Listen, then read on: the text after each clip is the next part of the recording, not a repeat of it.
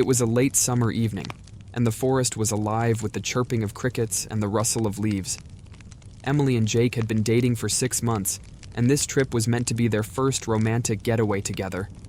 Jake had planned everything: the perfect spot deep in the woods, a cozy tent, and enough food and wine to make the night special. Emily was thrilled. She had always wanted to spend a night under the stars, away from the noise of the city, with only Jake by her side. The hike to their campsite took longer than expected, and by the time they arrived, the sun was already setting, bathing the forest in hues of orange and gold. They quickly set up their tent in a small clearing surrounded by towering pine trees. Jake lit a fire, its warm glow pushing back the creeping shadows of the forest.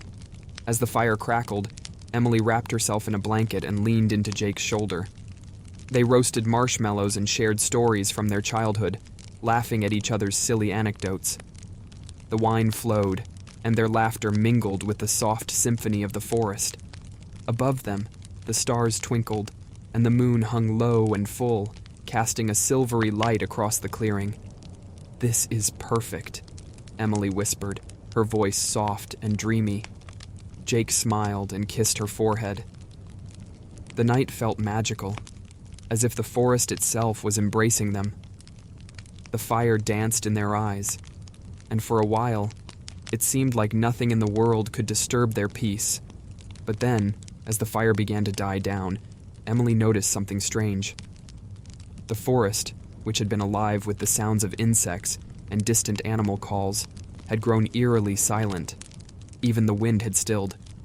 It was as if the woods were holding their breath. "Do you hear that?" Emily asked, sitting up. "Hear what?" Jake replied, his voice tinged with confusion. "Exactly. There's nothing. It's too quiet." Jake shrugged it off, trying to reassure her. "It's probably just late. Animals settle down at night, right?" But Emily couldn't shake the unease that was creeping up her spine. She stared into the darkness beyond the firelight, feeling as though 1,000 unseen eyes were watching them. They decided to turn in for the night, crawling into their tent and zipping it shut. The fire outside smoldered, casting faint shadows on the tent walls. Emily curled up close to Jake, but her unease kept her awake. Then, just as she was beginning to drift off, she heard it. A soft scratching sound like claws against fabric. She froze, her breath catching in her throat. "Jake," she whispered, shaking him awake. "What?" he murmured groggily. "Listen." The scratching grew louder, more insistent. It was coming from the side of the tent, moving around it in slow, deliberate circles. Jake sat up, his eyes wide with alertness now. "Probably just a raccoon," he said, trying to sound confident. But then there was a low, guttural growl, so close it seemed to vibrate the very ground beneath them. "That's no raccoon," Emily whispered, clutching Jake's arm. Suddenly, the tent shook violently as something slammed into it. Emily screamed and Jake scrambled for the flashlight. He unzipped the tent slightly and shone the beam into the darkness. What they saw made their blood run cold. A pair of glowing yellow eyes stared back at them, unblinking. Behind them, more eyes appeared, scattered in the darkness like fireflies. Shapes began to move, emerging into the light of the smoldering fire. It was a pack of animals, raccoons, foxes, and even a few deer. But something was wrong with them. Their movements were jerky and unnatural, and their eyes glowed with a strange, otherworldly light. Their fur was matted, and their mouths were bared in snarls that didn't seem animalistic, but malicious. The creatures lunged at the tent, clawing and biting at the fabric. Jake and Emily screamed as the tent began to rip. "Get to the car!" Jake shouted, grabbing Emily's hand. They bolted from the tent, running blindly into the woods. The animals didn't chase them right away, but their growls and snarls echoed through the trees, growing louder with each passing moment. The forest, which had been so peaceful earlier, now seemed alive with menace. The trees loomed over them, their branches clawing at their clothes. The once soft moonlight now felt cold and harsh, casting long, distorted shadows that danced and twisted around them. Behind them, the animals howled and shrieked, their cries echoing in the still night. Emily tripped over a root, falling hard onto the ground. Jake pulled her up just as a raccoon lunged out of the darkness, its glowing eyes fixed on her.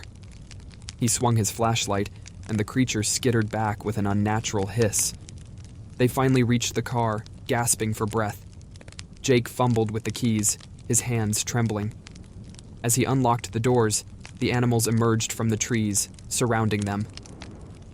"Get in!" Jake yelled, shoving Emily inside. He barely managed to climb in himself before the creatures swarmed the car, slamming against it with alarming force.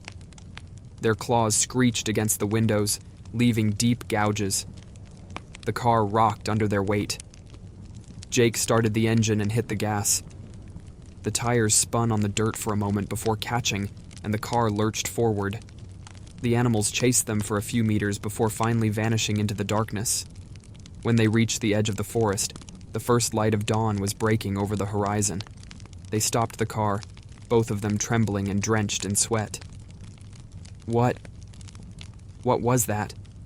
Emily asked, her voice shaking. Jake didn't answer. He didn't know.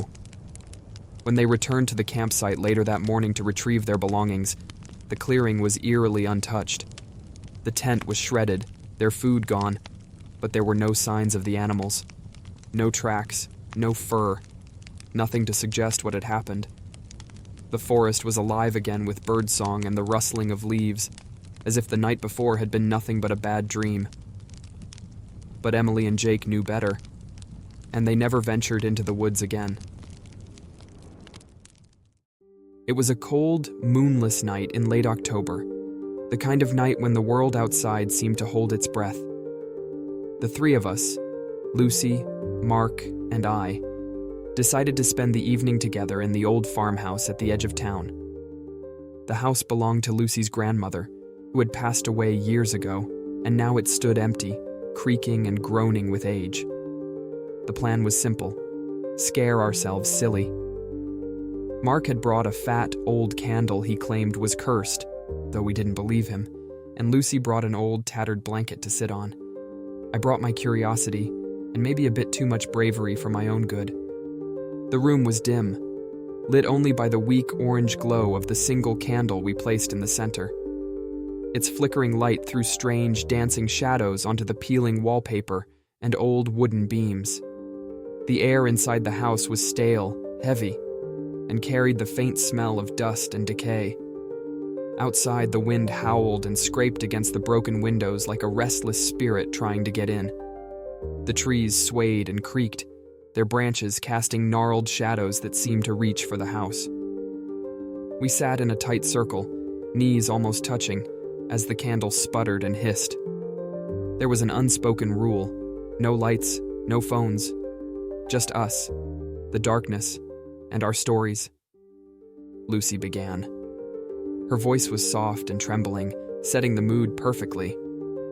She told the tale of a faceless woman who haunted the woods behind her school, luring children with her eerie hum.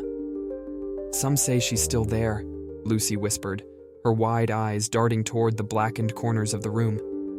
"They say if you hear her humming, she's already behind you."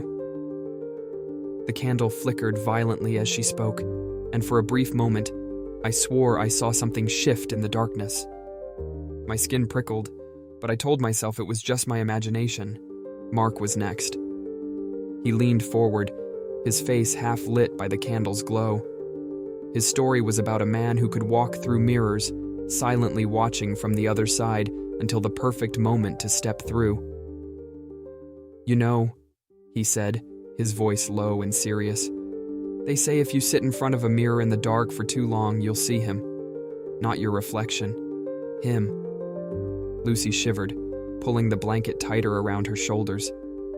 I laughed nervously, but the uneasy feeling in my chest grew heavier. It was my turn. I hadn't prepared a story, so I made one up on the spot about a ghostly child who would tap on windows in the middle of the night. As I spoke, the wind outside picked up, and the branches of the trees scratched against the house like nails on a chalkboard. "That's enough," Lucy said suddenly, her voice strained. "I'm starting to get spooked." The candle, as if reacting to her words, flickered, and nearly went out. We all froze, staring at the tiny flame as it steadied itself again. For a moment, no one said anything. The house was eerily silent, except for the wind outside, and then we heard it, a soft creak from the floorboards above us. It was faint, but unmistakable. We all looked at each other, wide-eyed. "Maybe it's just the wind," Mark offered weakly, though his voice lacked conviction. Another creak, louder this time. It sounded like footsteps, deliberate and slow. My heart began to pound, and Lucy gripped my arm tightly. "There's no one else here, right?" she whispered. I nodded, but the truth was, I wasn't sure anymore. The footsteps grew louder, moving across the ceiling above us. Then they stopped. For a long moment, the silence was suffocating. Suddenly, the candle sputtered violently, plunging us into near darkness before reigniting. But something was different. The shadows on the walls seemed to move unnaturally, writhing and twisting like living things. "What's happening?" Lucy whimpered, her voice shaking. "I don't know," Mark replied, his face pale and strained. And then it happened. A faint whisper, soft and indistinct, coming from the far corner of the room. It was like someone was murmuring just out of earshot. "Who's there?" I shouted, my voice echoing through the empty house. No answer. A single, sharp knock came from the front door, making us all jump. My stomach dropped. "Should we check?" Mark asked, his voice barely audible. Before anyone could answer, the knock came again, louder this time, followed by the sound of scratching, slow, deliberate, like fingernails dragging across the wood. Lucy clung to me, her breath shallow and quick. "We need to get out of here," she whispered. But just as we moved to stand, the candle went out completely. Darkness enveloped us like a suffocating blanket, and the whispers grew louder, surrounding us. In the pitch black, I felt something brush against my arm, cold, clammy, and unmistakably real. I froze, unable to move or scream, and then a voice, clear and close, whispered into my ear, "Why are you here?" The candle suddenly reignited on its own, casting its weak glow around the room. But we were no longer alone. In the far corner stood a figure, tall, shadowy, with eyes that gleamed like dim embers. It didn't move, but its presence filled the room with a suffocating dread. We bolted for the door, not daring to look back. The wind howled around us as we ran into the night, leaving the cursed house and its horrors behind. To this day, I don't know what we summoned that night, but sometimes when I'm alone, I hear whispers in the dark and see shadows move where they shouldn't, and I wonder if it followed us home. I always considered myself brave. The forest never scared me, not even at night. So when my friends suggested spending a night deep in the woods by a campfire, I agreed without hesitation. It was supposed to be a little escape from civilization, from noise and people. But what happened that night changed me forever. The forest greeted us with cold and an unnatural silence. The trees rose above us like walls, their long branches creating an impenetrable canopy. Only a few stray beams of the setting sun managed to pierce through. We set up a campfire in a small clearing and tried to lighten the mood with jokes and conversations. But even our voices sounded muffled, as though the forest absorbed every word. As twilight gave way to darkness, I started feeling something strange. It was as if we weren't alone. The shadows cast by the trees seemed to shift and twist, and the flickering firelight painted ghastly faces on the bark. We fell into uneasy silence, waiting for something. Though none of us could say what, it happened around midnight. At first I thought I imagined it, but the sound was unmistakable. Soft, clear children's laughter, echoing somewhere beyond the firelight. We all heard it. Simultaneously, we turned toward the sound. It sent a chill racing down my spine. "Did you hear that?" Sarah asked, her voice trembling. I nodded, Everyone did. Then the laughter came again, a little louder, as if from just beyond the trees.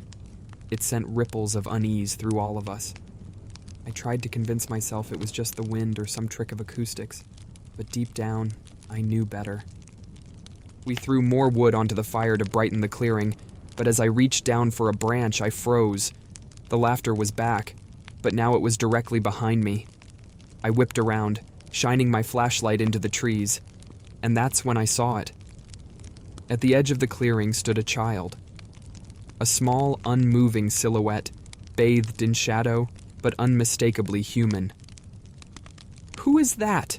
whispered James, his voice breaking the eerie silence. None of us had an answer. The figure tilted its head to one side, as if studying us, and then let out a loud, unnatural laugh. It echoed across the clearing, piercing and hollow, like it didn't belong in this world. Every instinct in me screamed to run, but my legs felt like they were made of stone.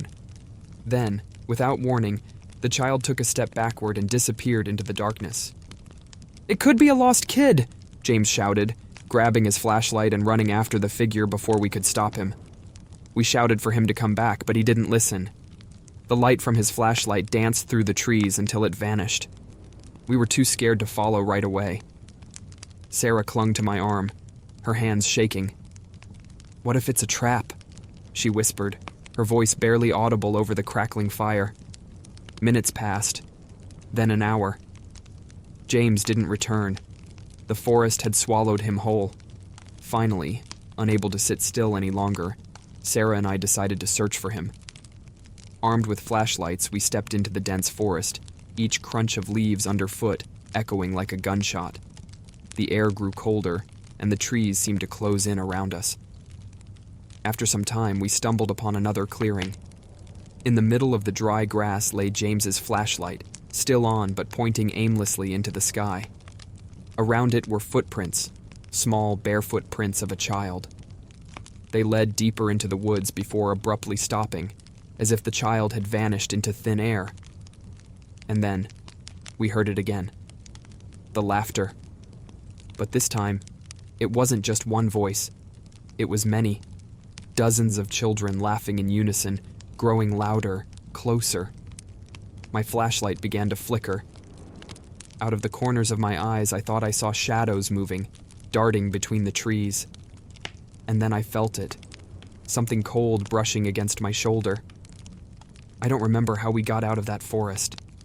Panic took over, and we ran blindly through the trees until we found the trail that led back to civilization. James was never found. We told the locals what had happened, but they just shook their heads. "Children's laughter," said an old woman. "That's them. The forest children. They call to those who can't resist. And once they take someone, they never give them back." Even now, I can't escape the memory of that night. Sometimes, in the dead of night, when everything is quiet, I hear it again. That soft, eerie laughter drifting through my window. It always starts far away, but each time it gets a little closer. And I know that if it ever reaches me, I'll be lost, just like James.